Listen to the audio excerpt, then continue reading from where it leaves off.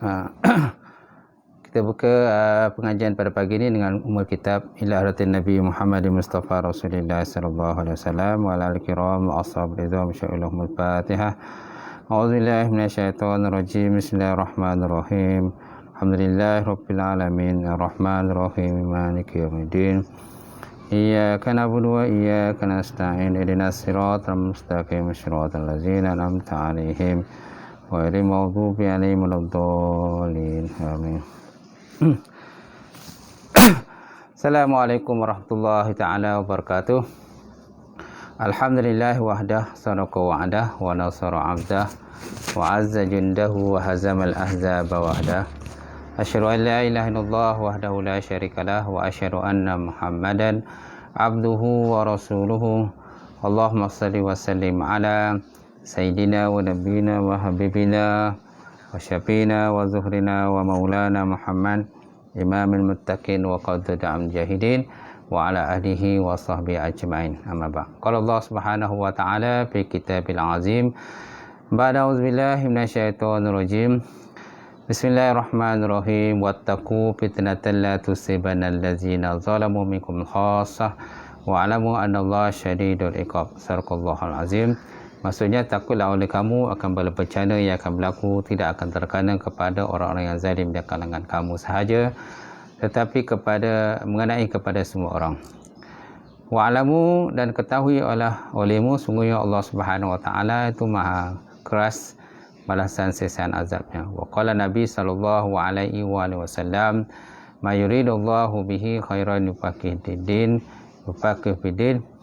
Maksudnya, barang siapa dikehendaki Allah Ta'ala akan kebajikan, nescaya diberikan kepahaman di dalam bidang agama.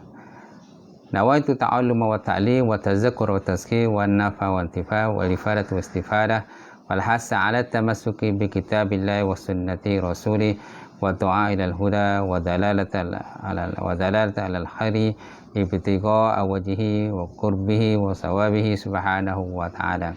InsyaAllah. Apa khabar tuan-tuan? Alhamdulillah, saya harapkan tuan-tuan berada dalam keadaan sihat dan sentiasa dalam pemeliharaan Allah Subhanahu wa taala. Bagi mana yang tidak sihat, saya doakan tuan-tuan agar segera sihat, diberikan keafiatan dan kesembuhan Allah Subhanahu wa taala insya-Allah.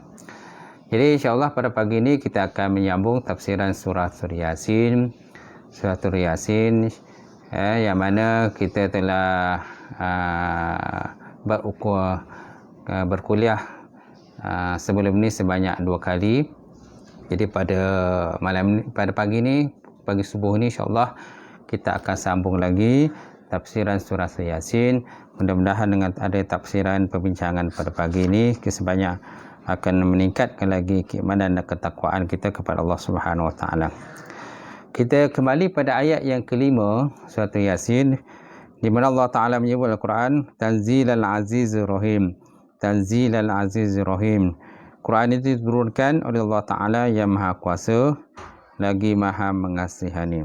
Jadi Quran itu diturunkan oleh Allah Subhanahu Wa Ta'ala yang mana Allah Ta'ala punya sifat Maha Berkuasa lagi Maha Mengasihani.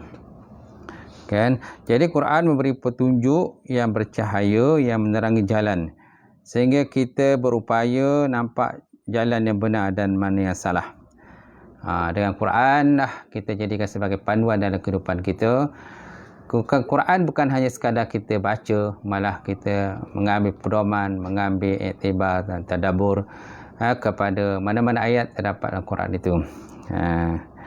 Jadi Allah Subhanahu Wa Taala berkuasa menurunkan Quran, menurunkan satu surah, dan Allah Ta'ala pernah mencabar orang-orang kafir musyrik Mekah supaya membuat satu surah yang seumpama dengan Quran, tetapi mereka gagal untuk membuat satu surah yang seumpama dengan Quran. Kerana Quran ni diturunkan daripada Allah Subhanahu Wa Taala, Tuhan sekalian alam, kan, yang punya bersifat alim, maha mengetahui. Ilmu Allah Ta'ala itu tidak terbatas ilmunya, kan, manusia punya banyak ilmu, tetapi ilmu manusia itu terbatas. Kemudian ada di kalangan kita ni yang membaca Quran, memahami Quran, tetapi menolak hadis Rasulullah sallallahu alaihi wasallam.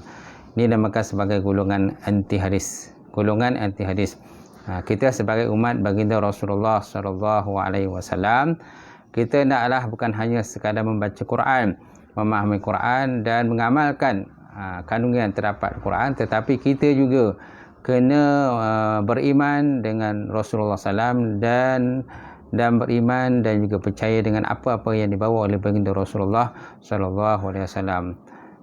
Kerana Quran ni merupakan kalam Allah, Quran dalam bentuk mujmal, Quran dalam bentuk ringkasan.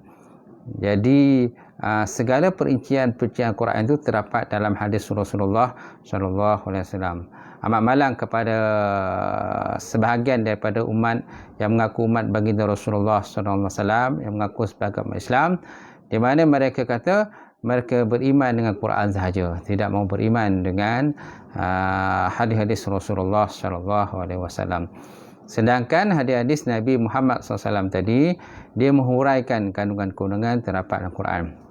Contohnya perintah berkenaan dengan sembahyang, wa aqimus solah wa atuz zakah, dirikan sembahyang dan tunaikan zakat. Jadi perintah itu tidak diperincikan. Jadi yang diperincikan ialah hadis-hadis Rasulullah SAW. Jadi hadis-hadis Nabi lah yang akan menerangkan tentang rukun sembahyang, kan, syarat-syarat sembahyang, perkara-perkara yang membatalkan sembahyang, perkara-perkara yang dibolehkan, kan, sunat ab'ad, sunat ma'ih dan sebagainya. Kemudian berkenaan dengan kafiat sembahyang yang lain, sembahyang sunat yang lain, semua yang tadi, perkara itu diperjelaskan hadis-hadis Rasulullah sallallahu alaihi wa ala alihi wasallam. Dan dalam Quran pula dia tak sebut benda tu wajib ke, sunat ke, kan, harus ke dan sebagainya. Jadi yang memperincikan akan benda tu wajib ialah usul fiqh ataupun melalui kaedah-kaedah usul ataupun mulai daripada hadis Rasulullah sallallahu alaihi wasallam. Jadi amat malanglah kepada tuan-tuan ada kalangan yang mengaku umat baginda Rasulullah tadi, kan, mereka kata mereka beriman dengan Quran, beriman dengan hadis, tapi mereka hanya mengambil Quran, tidak mengambil hadis Rasulullah SAW. Betul juga dengan kewajipan-kewajipan yang lain seperti mengeluarkan zakat. Jadi cara-cara kaedah mengeluarkan zakat diperincikan hadis-hadis Rasulullah sallallahu alaihi wasallam. Kan, cara mengeluarkan zakat, bilangan zakat, kan, nisab dia, cukup nisab dia, berapa nisab dan sebagainya. Kemudian pembahagian zakat. Jadi semua tadi diperincikan oleh hadis-hadis Rasulullah SAW. Begitu juga dengan kafiat haji. Kafiat haji sekarang ni orang nak pergi haji. Jadi kafiat haji, kan, cara-cara menunaikan haji, rukun haji, kemudian wajib haji dan sebagainya, cara bertawaf, cara sa'i, kemudian cara wukuf di Arafah, kemudian bertahallul, kemudian begitu juga mabit, bermalam di Muzdalifah, malam di Mina dan sebagainya, kemudian melantar Jamratul Aqabah, Ula dan sebagainya. Jadi cara-cara dan kaedah-kaedah tersebut dia tidak sebut dalam Quran, tak disebut dalam Quran, tetapi disebutkan dalam hadis-hadis Rasulullah sallallahu alaihi wasallam. Jadi kita tidak boleh menolak hadis Rasulullah. Kita tak boleh menolak hadis. Jadi kita kena menerima hadis-hadis ini. Cuma pembagian hadis-hadis ini ada hadis yang sahih, hadis dhaif, hadis hasan dan sebagainya. Jadi perlu dah kita belajar berkenaan sebanyak dengan hadis Rasulullah. Allah Subhanahu wa taala menyebut dalam Quran, laqad kana lakum fi rasulillahi uswatun hasanah liman kana yarjullaha yaumil akhir wa zakarallaha katsira. Sungguh adalah pada diri Nabi Muhammad itu, pada Rasulullah SAW itu satu ikutan yang sangat baik. Dan Allah Ta'ala juga sebut dalam Quran, qul in kuntum tuhibbunallah fattabi'uni yuhibbukumullah.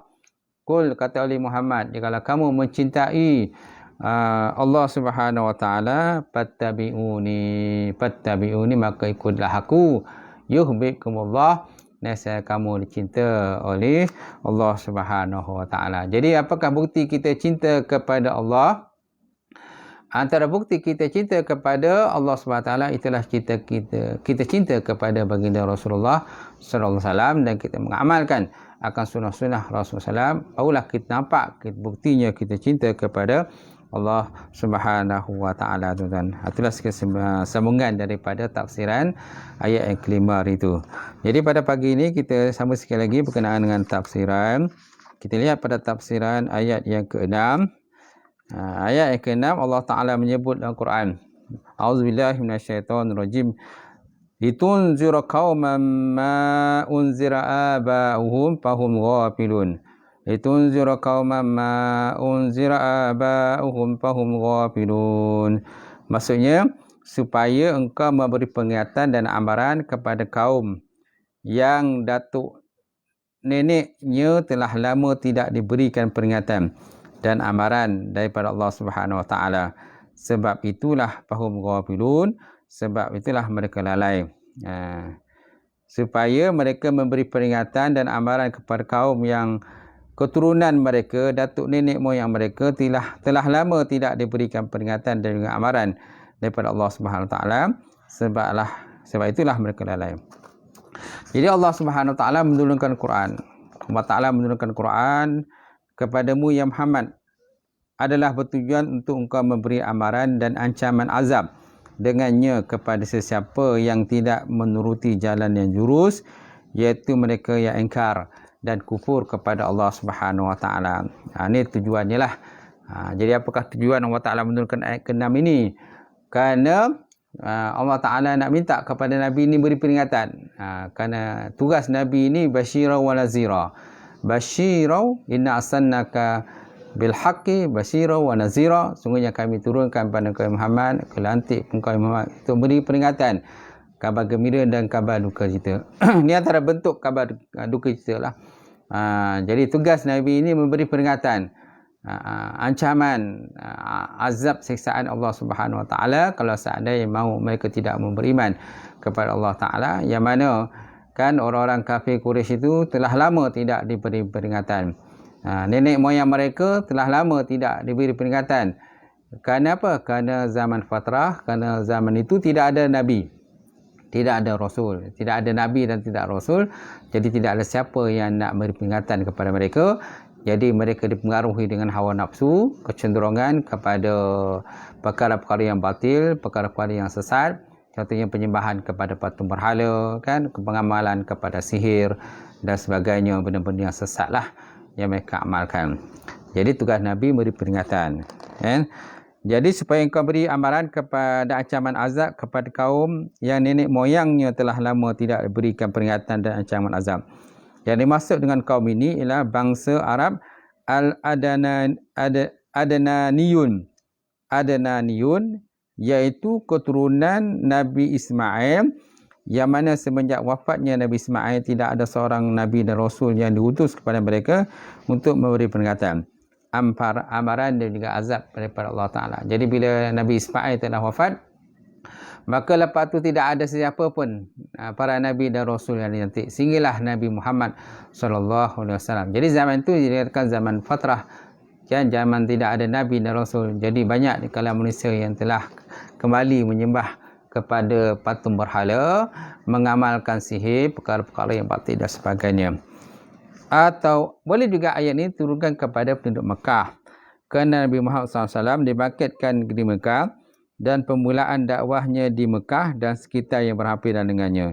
Maka penduduk Mekah telah dipilih. Jadi penduduk Mekah telah dipilih untuk memikul beban dakwah, dan mereka juga dipilih untuk menjadi penolong kepada Rasulullah SAW sehingga berkembangnya Islam. Jadi Allah Ta'ala telah select satu kaum, iaitulah kaum Arab, Arab di Mekah, kan, daripada keturunan Bani Hashim dan Bani Muttalib, dan juga keturunan-keturunan yang lain, yang mana tugas mereka menjadi golongan Hawariyun, penolong. Macam Nabi Isa AS, dia ada satu kaum yang menolong, itulah kaum Hawariyun. Jadi Nabi Muhammad SAW pun ada golongan Ansar dan golongan Muhajirin. Golongan Muhajirin dan Ansar, dan daripada keturunan Bani Hashim dan Muttalib. Jadi mereka lah yang membantu, tugas mereka ialah membantu perjuangan baginda Rasulullah sallallahu alaihi wasallam. Dan juga Allah Ta'ala memilih golongan-golongan Arab yang lain, ya, untuk memikul beban dakwah, mengajak manusia beriman kepada Allah Subhanahu Wa Ta'ala. Jadi kesimpulannya, walaupun dalam ayat itu hanya menyebut kaum yang datuk nenek moyangnya telah lama telah diberi peringatan dan amalan, tetapi dia bukan bermaksud hanya mereka sahaja yang mesti diberikan peringatan dan amaran, bahkan amaran dan peringatan itu kepada sesiapa yang lalai lah. Jadi sebenarnya kalau ikut pada sebab turun ayat ini ialah supaya Nabi beri peringatan kepada kaum yang selain Arab dan juga kaum Arab. Kepada selain Arab yang sesat-sesat ni dan juga kepada kaum Arab yang sesat.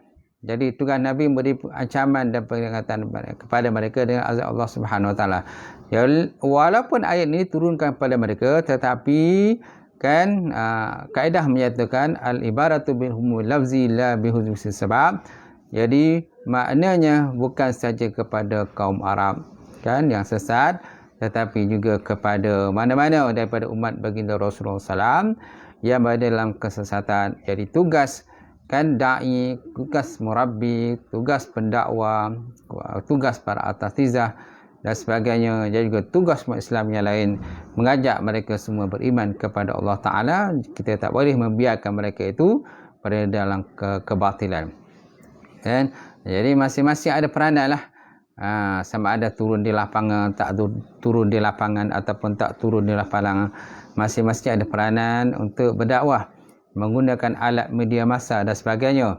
Zaman sekarang ni banyak alat media massa, jadi gunakan alat media massa yang telah platform yang telah diadakan untuk mengajak orang-orang yang lain beriman kepada Allah Subhanahu Wa Taala.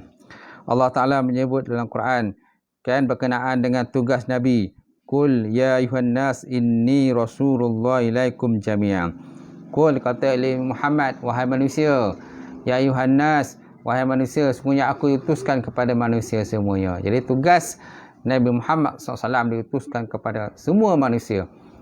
Sama ada orang beriman ke tidak, kan orang Arab ke bukan Arab ke, orang ajam, golongan kata para jin dan sebagainya, kan tugas Nabi untuk berdakwah kepada mereka.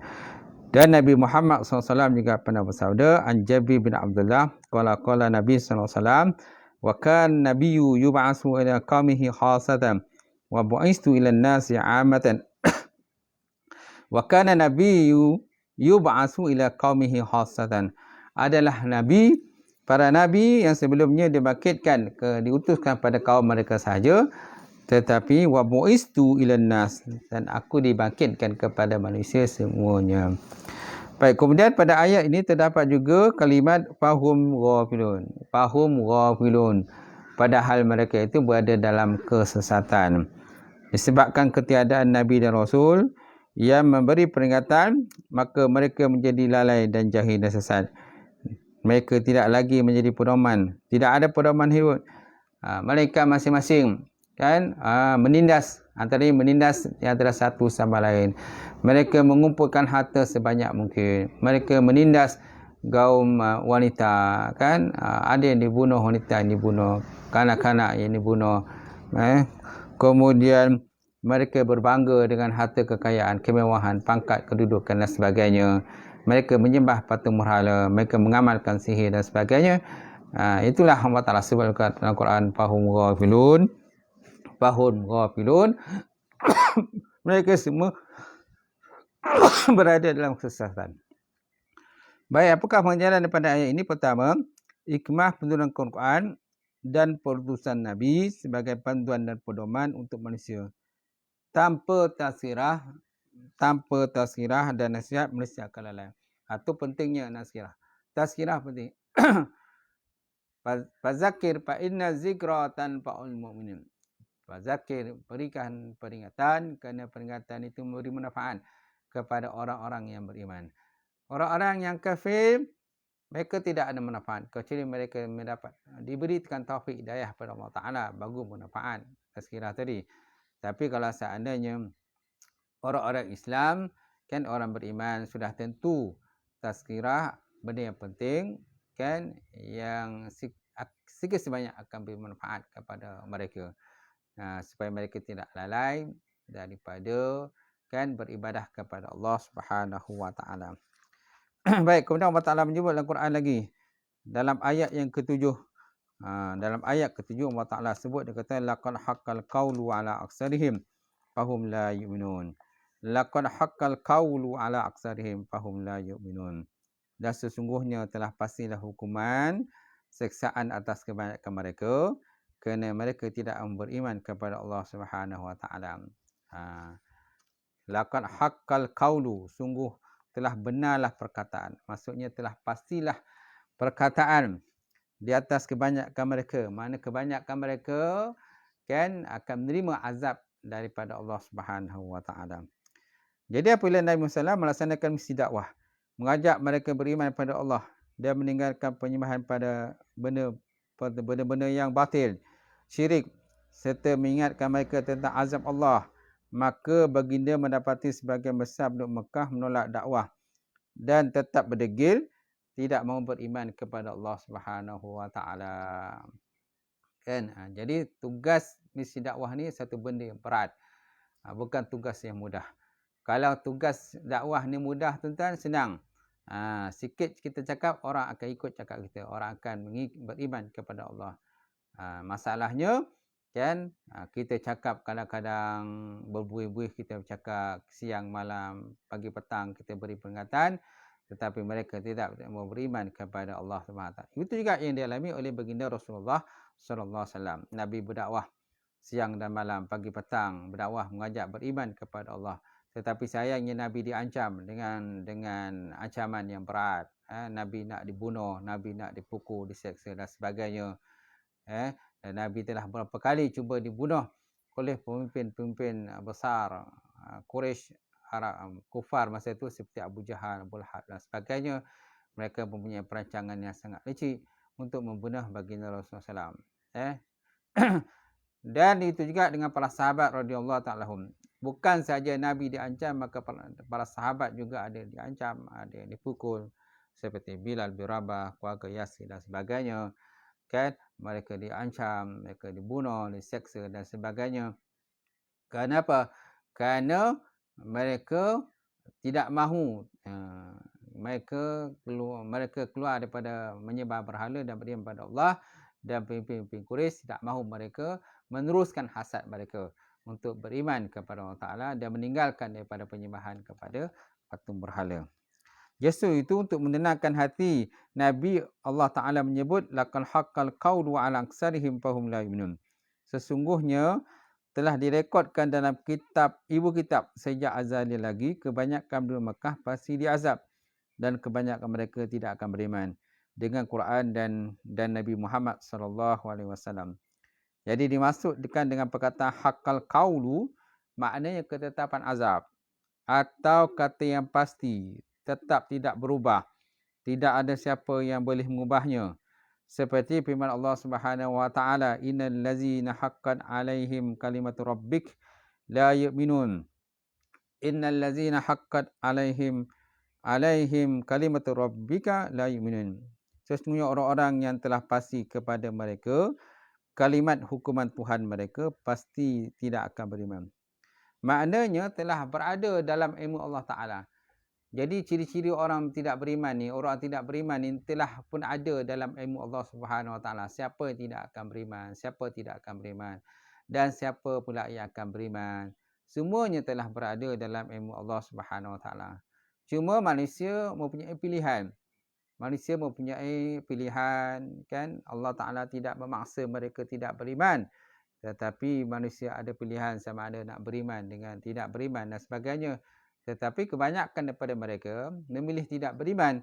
Kerana apa? Kerana sayangkan kepada jawatan, sayangkan kepada kedudukan, pangkat jawatan dan sebagainya.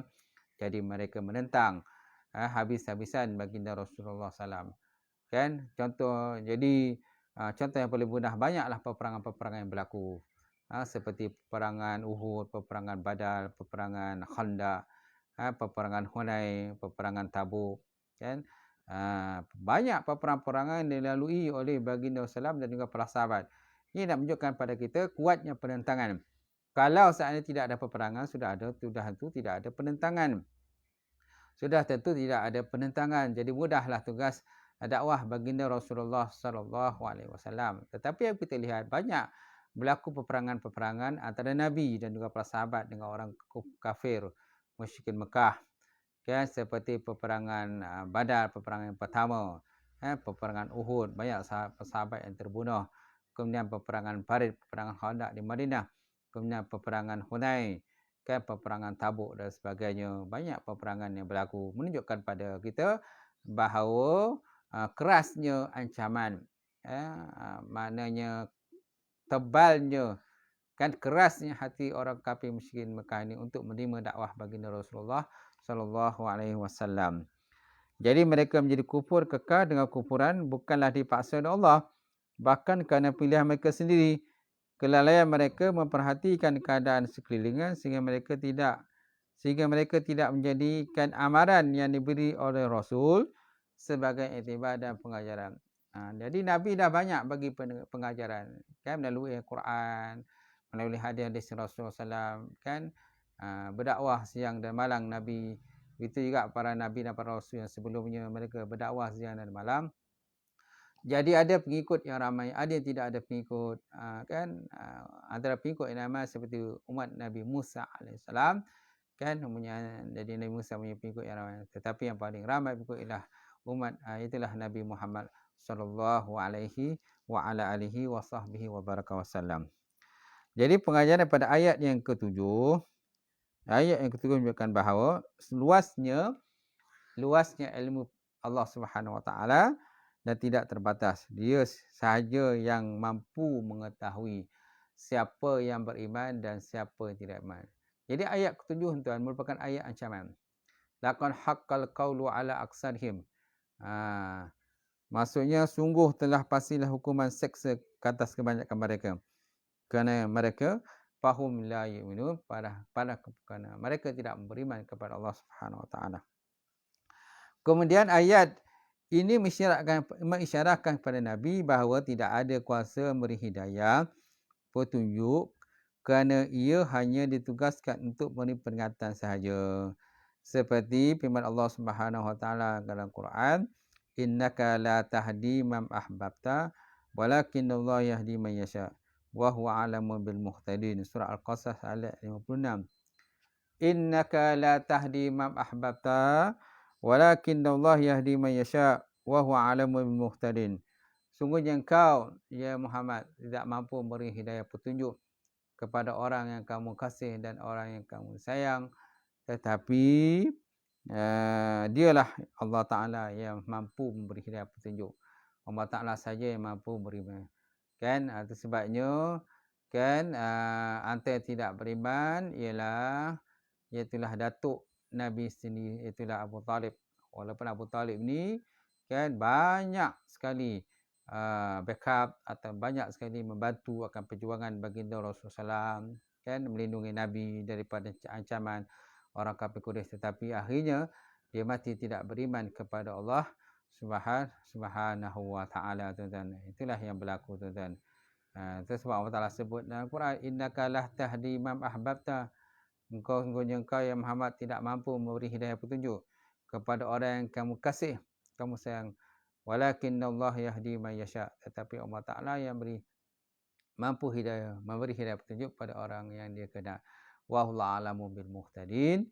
Dan Allah Ta'ala mengetahui siapa yang mendapat hidayah petunjuk daripada Allah Subhanahu Wa Ta'ala untuk memeluk Islam. Surah Al-Qasas ayat 56, kan. Jadi itulah, tuan-tuan, dua ayat yang kita dapat berkongsi dan kita berbincang pada pagi ini. Ayat yang pertama, ayat yang ke-6 dan ayat yang ke-7. InsyaAllah akan datang kita masuk ayat yang ke-8 pula lah. Yang ke-8 ni pun panjang juga tafsiran dia, InsyaAllah. Jadi kita dah berbincang pada ayat yang ke-6 tadi, sambungan ayat ke-6, kemudian ayat yang ke-7 dan ayat yang ke-5 kita ada bincang sikit lagi penambahan dari ayat ke-5. Kemudian ada perbincangan pada ayat yang ke-6 dan kita telah buat bincangan pada ayat yang ke-7. Mudah-mudahan dengan perbincangan pada pagi ini sikit sebanyak akan dapat menambahkan lagi ilmu kita, menambahkan lagi ketakwaan kita kepada Allah Subhanahu Wa Taala dan menambahkan lagi pemahaman dalam ilmu tafsir berkenaan dengan tafsiran surah Yasin, yang mana surah Yasin ini merupakan satu surah yang biasa sangat kita baca, yang biasa sangat kita amalkan, terutama dalam keadaan COVID zaman sekarang ini, dalam keadaan pandemik ini, dalam keadaan kesukaran, suasana kesukaran ini. yang berlaku pada kita Islam, supaya kita banyak bahasa orang kata bersabar dengan ujian daripada Allah Subhanahu Wa Taala, kerana setiap daripada ujian itu ada rahmat yang ada di sebaliknya. Jadi insya-Allah sebelum kita tutup majlis, kita doa kepada Allah Taala. Auzubillahi minasyaitonir rajim. Bismillahirrahmanirrahim. Alhamdulillahirabbil alamin wassalatu wassalamu ala asyrofil mursalin wa ala alihi washabihi ajmain. Allahumma zidna ilman nafi'a wa yaqinan sadiqa wa ma'luman taqabbala wa rizqan halalan mubarakatan katsira. واسعنا فتى علمنا ولنا قلوبنا بنور معرفتك وفقنا عارفين. اللهم وفقنا في دين، اللهم وفقنا في دين. اللهم اجعل هذا جمعا مرحوما وتفرقنا من بعده تفرقا معصوما. تحصنا بعزة الجبروت وتصمنا بعزة الملكوت وتوكلنا على الحي الذي لا يموت. اللهم اصرف عنا هذا الوباء وقنا شر الردى ونجنا من الطعن والطعن والبلاء بلطفك يا لطيف يا خبير إنك على كل شيء قدير. اللهم ارفع عنا البلاء والغلاء والوباء والفحشاء والطاعون والمنكر والفتن والسيوط المختلفة ما ظهر منك وما بطن من بلدنا هذا خاصة ومن بلدان المسلمين كافة وعامة فإنك على كل شيء قدير. ربنا ظلمنا أنفسنا وإن لم تغفر لنا وترحمنا لنكونن من الخاسرين. ربنا لا تزغ قلوبنا بعد إذ هديتنا وهب لنا من لدنك رحمة إنك أنت الوهاب. ربنا آتنا في الدنيا حسنة وفي الآخرة حسنة وقنا عذاب النار. سبحان ربك رب العزة عما يصفون والسلام على المرسلين الحمد لله رب العالمين. تقبل الله منكم إنا منكم تقبل يا كريم.